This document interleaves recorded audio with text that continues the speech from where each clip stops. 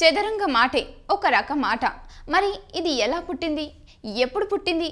కొన్ని శతాబ్దాల క్రితం మన దేశంలో బలహైతు అనే ఓ రాజు ఉండేవాడు. అతడు సారి తన ఆస్థానంలో తెలివైన వాడిగా పేరున్న సిస్సా అనే వ్యక్తిని పిలిపించాడు. ఈనాటి ఆటలన్నీ బలం మీదనో అదృష్టం మీదనో ఆధారపడి ఉన్నాయి.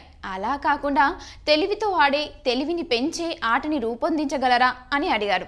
సరేనన్న సిస్సా 64 గడులపై భట, సైనిక, హయ, గజబలాలతో సాగే ఆటను రూపొందించి చతురంగ అని పేరు పెట్టాడు. ఆ ఆటను చూసి మురిసిపోయిన రాజు, ఇందుకు ప్రతిఫలంగా ఏం కావాలో కోరుకోండి అన్నాడు. దానికి సిస్సా ఏం అడిగాడో తెలుసా? ఆ ఆటని ఆడే పట్టికలో మొదట గడిలో ఒక ధాన్యం గింజని ఉంచి తర్వాత ప్రతి గడికి వాటి సంఖ్యను రెట్టింపు చేస్తూ 64 గడులకి ఎన్నవుతాయో అంత ధాన్యాన్ని ఇమ్మని కోరాడు. మొదట ఆ కోరిక చాలా చిన్నదని భావించిన రాజు ఆ తరువాత దాన్ని తీర్చడం అసాధ్యమని గ్రహించాడు. ఎందుకో తెలుసా? అలా లెక్కించే ధాన్యం గింజల సంఖ్య 18, 445, 744, 0, 73, 709, 551, 515 అని తేలుతుంది. ఇది ప్రపంచం మొత్తం మీద పండే ధాన్యం గింజల కన్నా ఎన్నో రెట్లు అధికం.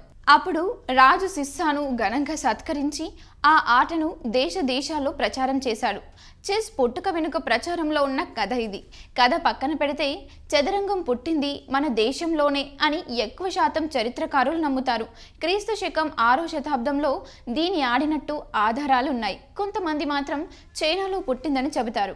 అక్కడ 2వ శతాబ్దంలోనే చెస్ని పోలి ఉన్న క్సియాంగి అనే ఆటను ఆడేవారట.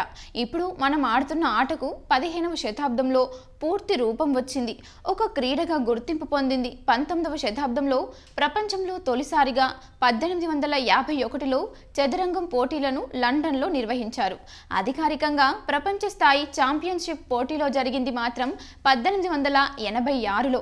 సో ఈ వీడియో మీకు నచ్చినట్లయితే లైక్ చేయండి, షేర్ చేయండి, కామెంట్ చేయండి అండ్ సబ్స్క్రైబ్ చేయండి. Thanks for watching MSR TV. Please like and subscribe Eagle Andhra.